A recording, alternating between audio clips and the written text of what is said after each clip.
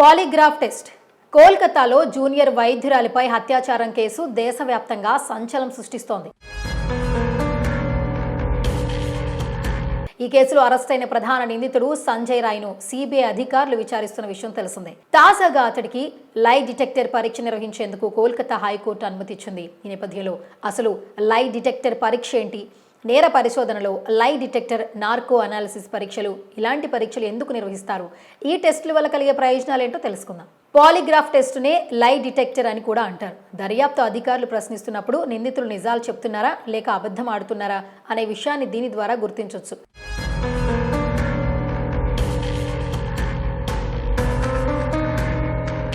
ఇందులో ఎటువంటి ఔషధాలు, మత్తు మందులు వినియోగించరు. కేవలం వ్యక్తి శరీరానికి కార్డియోక్లప్ లేదా తేలికపాటి ఎలక్ట్రోడలతో పాటు ఇతర పరికరాలు మాత్రమే అమర్చుతారు. వీటితో ఆ వ్యక్తి బీపీ, శ్వాసక్రియ రేటును పర్యవేక్షిస్తారు. నిందితుడు సమాధానాలు చెప్పే సమయంలో వారి శరీరం ఎలా స్పందిస్తుందో వీటి వల్ల తెలుస్తుంది. ఒకవేళ నిందితుడు అబద్ధం చెప్పినప్పుడు అతడి శరీరంలో మార్పులు వస్తాయి. ముఖ్యంగా బీపీ, శ్వాసక్రియ రేటు మారుతుంది. తద్వారా నిందితుడు చెప్పేది వాస్తవమా కాదా అని వాటికొచ్చిన నంబర్ ఆధారంగా దర్యాప్తు చేస్తారు అధికారులు. అయితే ఇందులో వ్యక్తి వాస్తవాలను దాచేందుకు ఆస్కారం ఉంటుందని నిపుణులు అంటున్నారు. ఇటువంటి పరీక్షను 19వ శతాబ్దంలో ఓ ఇటలీ క్రిమినాలజిస్ట్ తొలిసారి వినియోగించినట్లు నివేదికలను బట్టి తెలుస్తోంది. నార్కో అనాలిసిస్ అనేది గ్రీకు పదమైన నార్కో నుంచి వచ్చింది. ఈ పరీక్షలో భాగంగా వ్యక్తి శరీరంలోకి ఒక ఔషధాన్ని, అంటే సోడియం పెంటోథాల్, స్కోపోలామైన్, సోడియం అమైథాల్ ఎక్కిస్తారు. దీన్నే ట్రూత్ సిరం అని కూడా అంటారు. ఒక వ్యక్తి వయస్సు, ఆరోగ్యం, భౌతిక స్థితి ఆధారంగా ఔషధ డోసుని ఇస్తారు. ఇది ఇచ్చిన కొన్ని సెకండ్లలోనే ఆ వ్యక్తి స్పృహ కోల్పోతాడు. ఈ సమయంలో వ్యక్తి నాడీ వ్యవస్థను పరమాణు స్థాయిలో ప్రభావితం చేస్తారు. ఆ సమయంలో దర్యాప్తు అధికారులు అడిగే ప్రశ్నలకు నిందితుడు తేలిగ్గా సమాధానాలు వెల్లడిస్తాడు.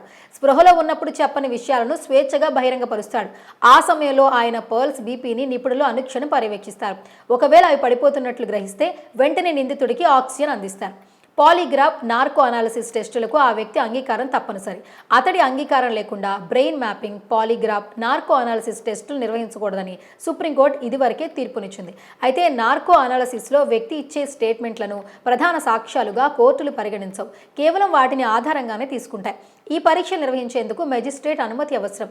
గతంలో చాలా కీలకమైన కేసులను ఛేదించడంలో ఈ పద్ధతులను ఉపయోగించారు. 2002లో జరిగిన గుజరాత్ అల్లర్ల కేసు, అబ్దుల్ కరీం తెల్గి స్టాంప్ పేపర్ల కుంభకోణం, 2006లో నోయిడా సీరియల్ మర్డర్స్, 26/11 ముంబై ఉగ్రదాడి కేసులో కసబ్ విచారణ సమయంలో నార్కో పరీక్షలు నిర్వహించారు.